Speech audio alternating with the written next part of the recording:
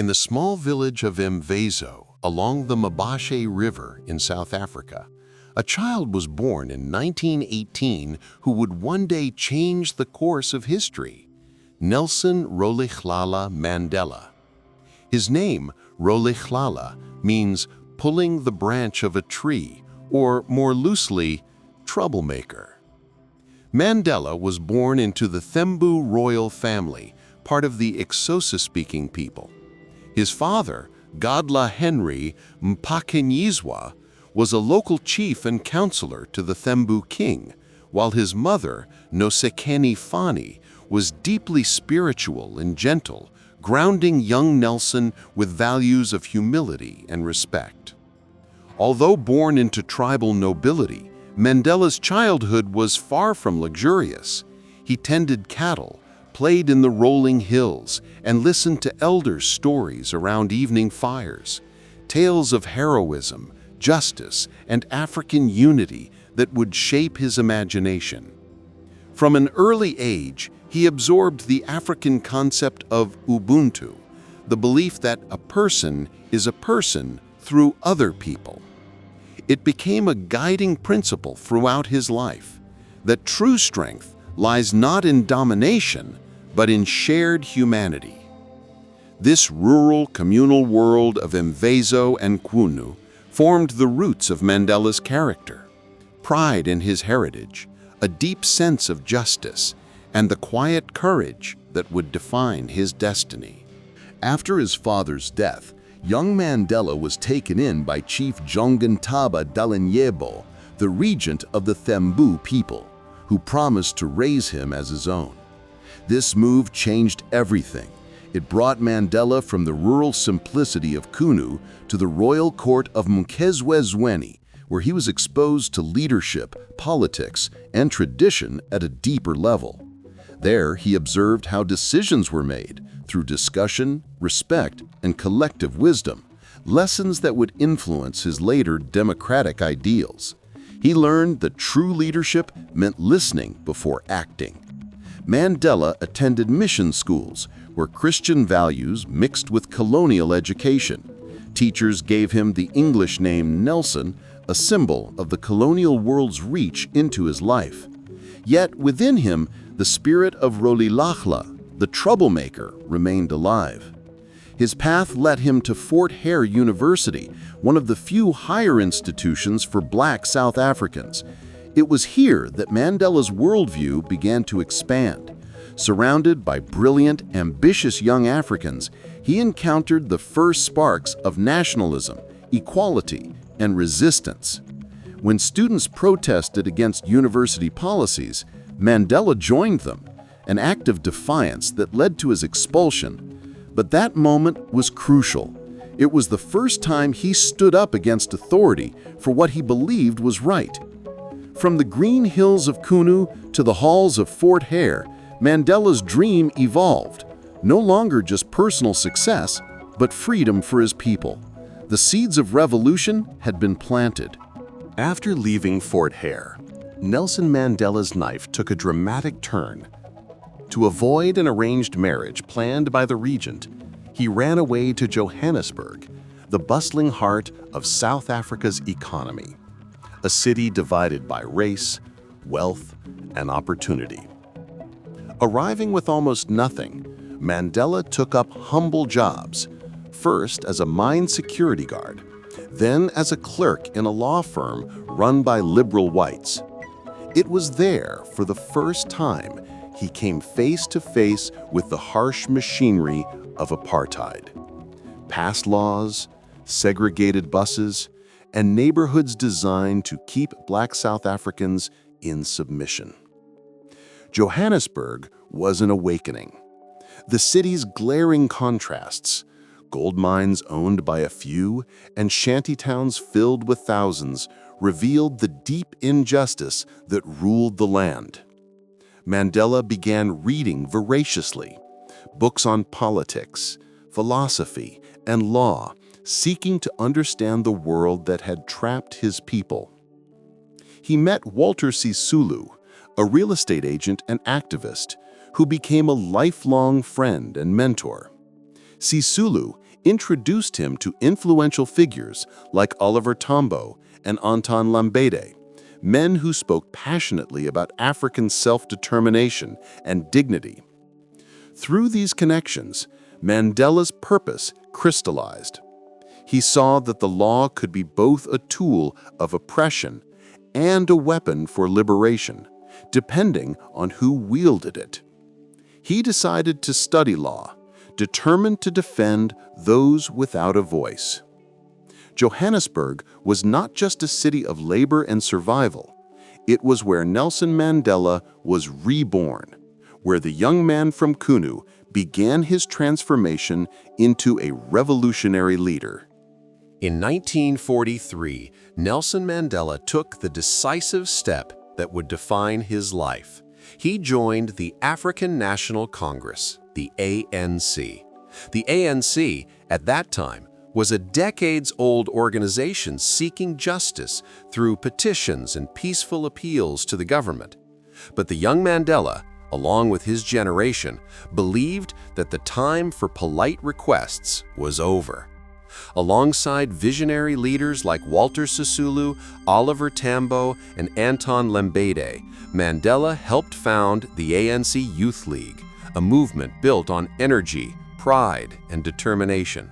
Their mission was clear: to awaken a new spirit of resistance among Black South Africans. They wanted mass action, not mere negotiation. Mandela soon became one of the most vocal and strategic voices in the Youth League. He believed in African nationalism, the idea that Black South Africans must stand united in their own struggle rather than waiting for others to act on their behalf. His leadership, charisma, and disciplined nature quickly made him a central figure. As apartheid laws began tightening, with forced removals, passbooks, and racial segregation, Mandela and his comrades launched boycotts, protests, and campaigns against the system. They demanded equal rights, dignity, and an end to white supremacy. But joining the ANC was more than a political move. It was a moral awakening. For Mandela, it meant dedicating his entire life to a cause larger than himself. It meant sacrifice, danger, and endless struggle. This was the moment Nelson Mandela transformed from an ambitious young lawyer into a freedom fighter, a man who would never again bow to injustice, no matter the cost. By the mid-1940s, Nelson Mandela, together with Walter Sisulu, Oliver Tambo, and Anton Lembede, recognized that the African National Congress, ANC, needed a new spark, a revival of passion and purpose. The older generation of leaders had fought bravely, but relied too heavily on petitions and appeals to the conscience of the oppressor. Mandela's generation wanted action. In 1944, they founded the ANC Youth League, an organization that would inject fresh energy, strategy, and defiance into the struggle against apartheid. Their belief was radical for its time, that freedom would not be given, it had to be taken through organized mass movements and national unity. Mandela, Tambo, and Sisulu worked tirelessly to mobilize students, workers, and young professionals, spreading a message of courage and resistance. Under the intellectual guidance of Anton Lembede, they built a philosophy of African nationalism, emphasizing pride, dignity, and self-reliance. The Youth League became the beating heart of a new liberation movement, introducing bold ideas and inspiring thousands to join the fight. Mandela's leadership style was already emerging, disciplined, persuasive, and fearless. He understood the power of organization and unity in the face of oppression.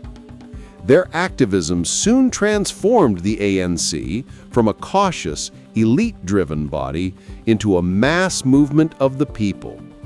It was this shift that laid the foundation for the great campaigns that would follow, from defiance to freedom. This was not just a political awakening, it was the birth of a revolution led by youth who refused to live in chains. By the early 1950s, apartheid had tightened its grip on South Africa.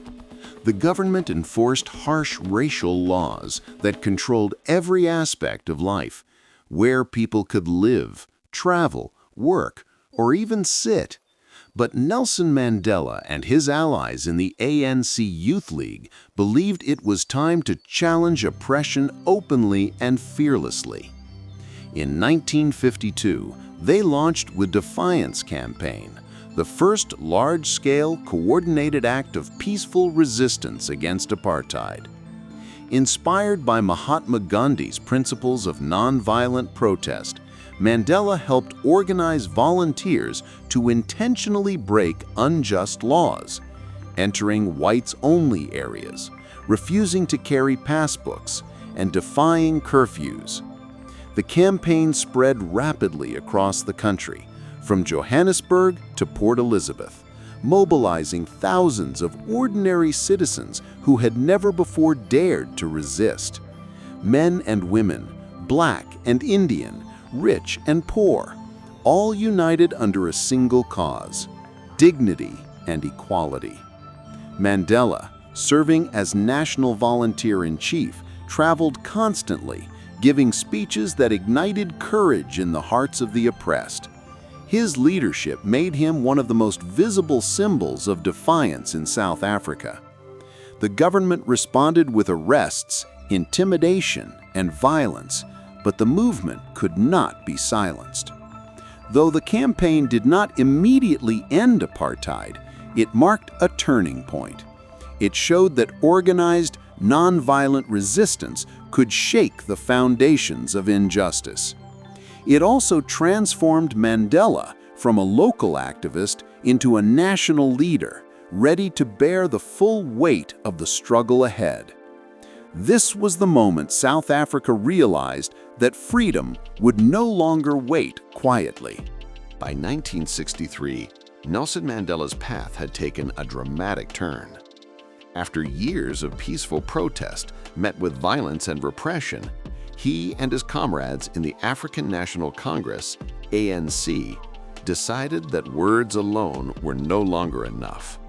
They formed Umkhonto we Sizwe, Spear of the Nation, a movement that would engage in sabotage against the apartheid regime, targeting symbols of oppression, not people.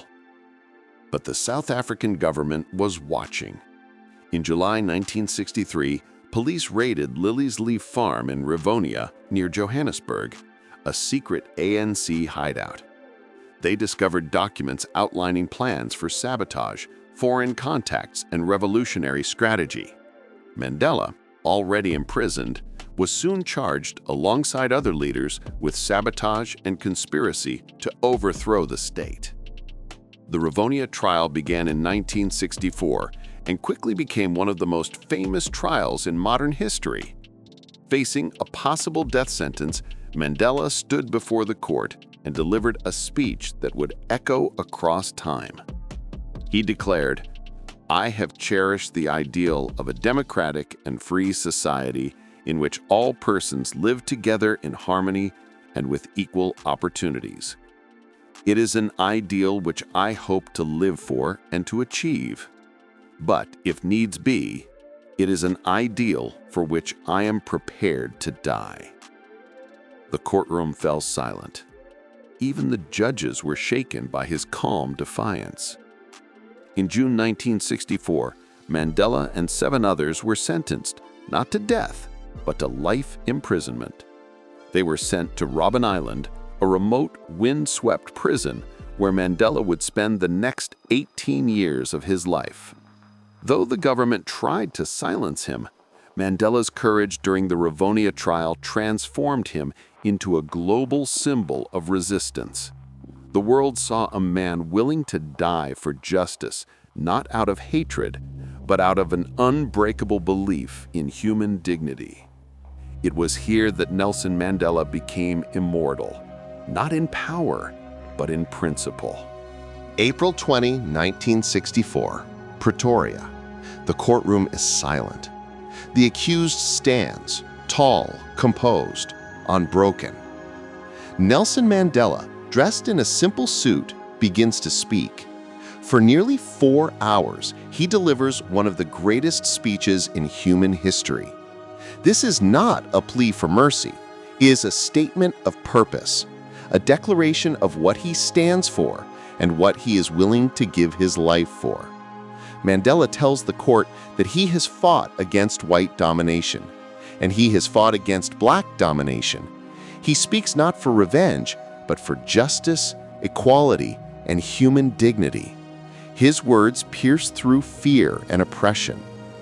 During my lifetime, I have dedicated myself to this struggle of the African people. I have fought against white domination, and I have fought against black domination. I have cherished the ideal of a democratic and free society. It is an ideal which I hope to live for and to achieve. But if needs be, it is an ideal for which I am prepared to die. No defense lawyer could have said it better. Mandela turns his trial into a moral reckoning, exposing the evil of apartheid to the world. Those in the courtroom feel the weight of history. Journalists rush to report his words, and soon his message spreads far beyond South Africa. Across continents, people begin to see Mandela not as a criminal, but as a symbol of courage and conscience. Even as the judge reads the verdict, life imprisonment, Mandela has already won something greater. His words have outlived the walls of the courtroom, echoing across generations. In that moment, Nelson Mandela stopped being just a man.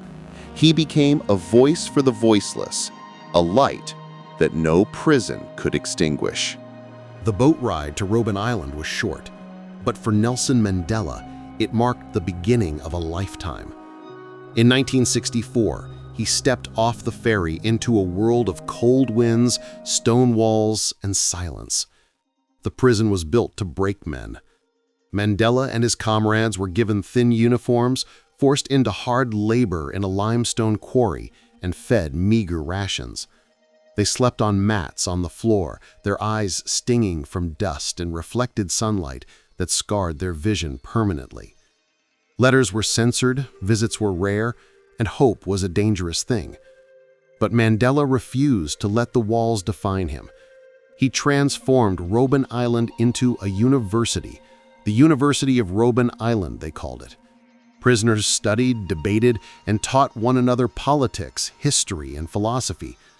Mandela, the unbreakable teacher, told them, "We must use time wisely and forever realize that the time is always ripe to do right."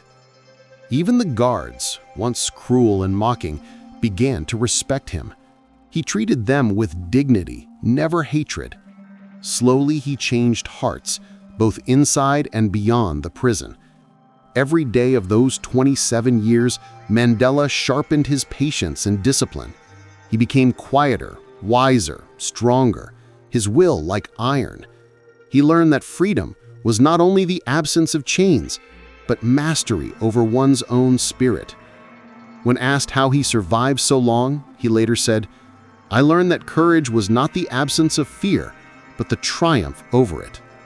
By the time the gates of Robben Island opened in 1990, Mandela was no longer just a prisoner. He was a leader ready to rebuild a nation. Behind the walls of Robben Island, education became Nelson Mandela's weapon. Though stripped of freedom, he refused to be stripped of thought.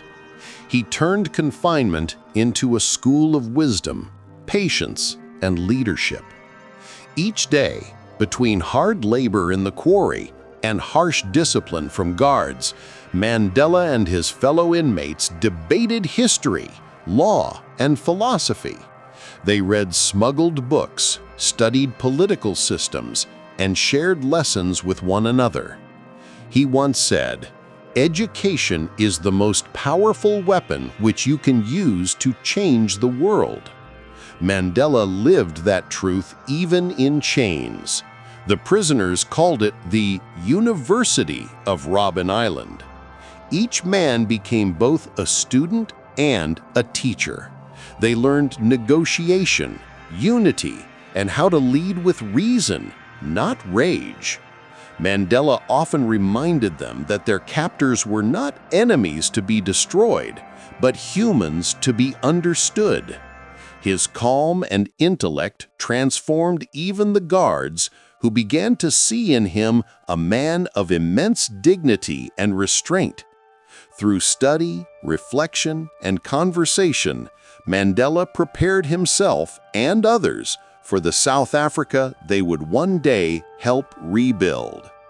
When freedom finally came, he emerged not just as a survivor, but as a statesman molded by hardship and knowledge, the man ready to lead a divided nation toward peace. As Nelson Mandela languished in prison, his name became a symbol of resistance far beyond South Africa's borders. The world began to see that the struggle against apartheid was not just a South African issue, it was a human issue. From London to Lagos, from New York to New Delhi, people marched, sang, and protested for his freedom. Artists, students, and leaders around the globe demanded justice. The cry of "Free Nelson Mandela" echoed through concerts, speeches, and rallies. Governments imposed economic sanctions and cultural boycotts on South Africa. Companies withdrew investments. Musicians like Stevie Wonder, Peter Gabriel, and U2 turned Mandela's name into an anthem of hope. Inside his cell, Mandela heard of this growing movement and knew that the world had not forgotten him. That knowledge gave him strength and reminded the apartheid regime that their time was running out. The global pressure became impossible to ignore. It showed that solidarity could cross oceans and that one imprisoned man could unite millions in a common cause. When Mandela was finally released in 1990, it wasn't just South Africa that celebrated. It was the entire world that had fought, sung, and stood for his freedom. On February 11, 1990, the world held its breath. After 27 long years behind bars, Nelson Mandela finally walked free from Victor Verster prison, hand in hand with Winnie Mandela. The moment was electric. Crowds lined the streets, waving flags, cheering, and crying tears of joy. For millions, this was not just the release of one man, it was the rebirth of a nation. Mandela's raised fist became a symbol of triumph, not of revenge. His first words as a free man echoed unity and forgiveness, not bitterness. He spoke of peace, democracy, and reconciliation, declaring that his struggle had always been for the freedom of all South Africans, black and white alike. After decades of pain, censorship, and separation, South Africa could finally dream again. Mandela's freedom marked the beginning of the end for apartheid and the dawn of a new chapter built on hope, courage, and forgiveness. It was a moment when the entire world looked at South Africa and saw freedom walking tall. Freedom was not the end. It was the beginning of a new struggle. After his release, Nelson Mandela faced the monumental task of turning hope into peace and anger into unity. He began talks with President F.W. de Klerk, navigating a nation on the edge of civil war. The negotiations were tense. Years of hatred and mistrust hung heavy over every word. But Mandela's greatest weapon was not anger, it was forgiveness. He insisted that South Africa's future could not be built on revenge, but on understanding and equality. Through patience, wisdom, and a deep sense of justice, Mandela led both sides toward an agreement to end apartheid peacefully. In 1994, South Africa held its first multiracial democratic elections. Mandela voted for the first time in his life, a simple act that symbolized a new dawn. It was diplomacy and forgiveness, not violence, that reshaped a nation once divided by color and fear. Mandela's leadership showed the world that true power lies in reconciliation and that peace can triumph even after decades of oppression. In 1994, history turned a page. Nelson Mandela was elected as South Africa's first black president, ending more than 3 centuries of racial domination. It was not just a political victory, it was a human triumph. When he took the oath of office, millions around the world watched as the once imprisoned man now led the nation that had jailed him. His inauguration was a celebration of unity, attended by world leaders and former enemies alike. Mandela's vision was clear: reconciliation over revenge, peace over division. He invited his former oppressors to the same table and worked tirelessly to build a democracy that represented all South Africans, black and white, rich and poor. He launched the Truth and Reconciliation Commission, believing that healing required honesty, not hatred. Mandela's presidency became a living symbol of forgiveness, equality, and hope. From prisoner to president, he embodied the spirit of a nation reborn, a reminder that true leadership unites rather than divides. After years of pain, Nelson Mandela faced South Africa's greatest challenge: healing the wounds of apartheid.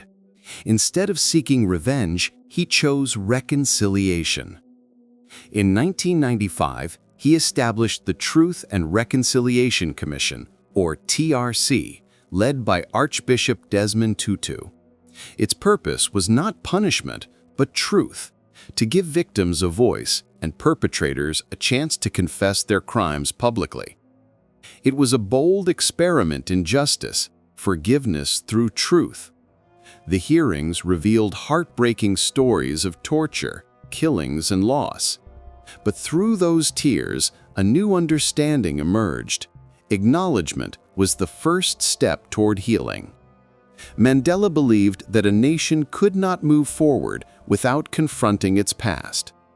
The TRC became a moral cornerstone of the new South Africa, teaching the world that reconciliation is not weakness, but the ultimate act of strength. Nelson Mandela spent 27 years behind bars, yet emerged without hatred in his heart. Instead of vengeance, he chose forgiveness, not because he forgot the pain, but because he refused to let it control him. He often said, "Resentment is like drinking poison and then hoping it will kill your enemies." That philosophy defined his leadership. He showed that true power lies in compassion, not domination. When he became president, many expected revenge. Instead, Mandela reached out to his former oppressors, inviting them to build a new nation together. His gestures, from visiting his jailer's family to wearing the Springbok rugby jersey, symbolized unity over division. Through forgiveness, he turned bitterness into peace, enemies into partners, and a broken country into a symbol of hope and humanity for the world. After his release, Nelson Mandela became more than a South African hero. He became a global symbol of justice and moral courage. His struggle transcended borders, inspiring people fighting oppression everywhere. He used his global platform to promote human rights, democracy, and peace, reminding the world that freedom is incomplete until it belongs to everyone. Mandela stood against racism, poverty, and inequality, not just in South Africa, but across the planet. From addressing the United Nations to meeting world leaders, he spoke with the same humility he carried from his prison cell. His calm authority and moral strength earned him the Nobel Peace Prize in 1993 and countless honors worldwide. Mandela proved that leadership rooted in dignity, forgiveness, and equality can transform nations and the conscience of humanity itself. When Nelson Mandela became president in 1994, the celebration of freedom quickly gave way to the harsh realities of rebuilding a divided country. Decades of apartheid had left deep scars. Poverty, unemployment, and inequality haunted millions of South Africans. Mandela faced the immense challenge of transforming a nation without tearing it apart. Instead of revenge, he chose reconciliation over retaliation, urging both black and white South Africans to build a new future together. His government worked to expand housing, education, and healthcare, while laying the foundation for a democratic society based on equality and justice. But progress was slow. The wounds of the past ran deep, and the road to healing was long. Still, Mandela's calm leadership and moral authority kept the dream of a rainbow nation alive, a place where all could live in dignity and hope. After stepping down from the presidency in 1999, Nelson Mandela did not retreat from public life. He redirected his energy toward humanity itself. His mission shifted from rebuilding South Africa to inspiring the world. Through the Nelson Mandela Foundation, he championed education, healthcare, and equality with a special focus on children's welfare. He believed that the future of every nation rested in the hands of the young, and he devoted his later years to giving them opportunity and hope. Mandela became a global ambassador for peace, mediating conflicts and advocating for HIV/AIDS awareness, even after losing his own son to the disease. His compassion and humility earned him universal respect, transcending politics and borders. Even in retirement, Mandela's presence carried immense moral weight, a symbol of forgiveness, resilience, and human dignity. On December 5, 2013, the world bid farewell to one of its greatest leaders, Nelson Rolihlahla Mandela. He passed away peacefully at his home in Johannesburg at the age of 95, surrounded by family and loved ones. His death marked the end of an era, yet his legacy had already become immortal. Nations across the globe lowered their flags, and millions of people, regardless of race, religion, or nationality, mourned the man who had taught humanity the power of forgiveness. World leaders gathered in South Africa to pay tribute, but more powerful than speeches were the faces of ordinary citizens, those he had inspired to believe in justice, equality, and reconciliation. Mandela's passing was not just the loss of a leader, but the loss of a symbol of hope. Yet his words, his actions, and his spirit continue to live on in every struggle for human dignity. Nelson Mandela's words continued to echo through generations, inspiring people to rise above hate, to forgive, and to keep fighting for what's right. His wisdom came not just from books or power, but from suffering, endurance, and compassion. Here are some of his most powerful quotes. "I learned that courage was not the absence of fear, but the triumph over it. It always seems impossible until it's done. For to be free is not merely to cast off one's chains, but to live in a way that respects and enhances the freedom of others." Resentment is like drinking poison and then hoping it will kill your enemies. Education is the most powerful weapon which you can use to change the world. Do not judge me by my success. Judge me by how many times I fell down and got back up again. The greatest glory in living lies not in never falling, but in rising every time we fall. A winner is a dreamer who never gives up. There is no passion to be found in settling for a life that is less than the one you are capable of living. Lead from the back and let others believe they are in front. His voice still guides those who believe in justice, peace, and the dignity of all people. Mandela's legacy is not just written in history, it's alive in every act of courage and compassion around the world.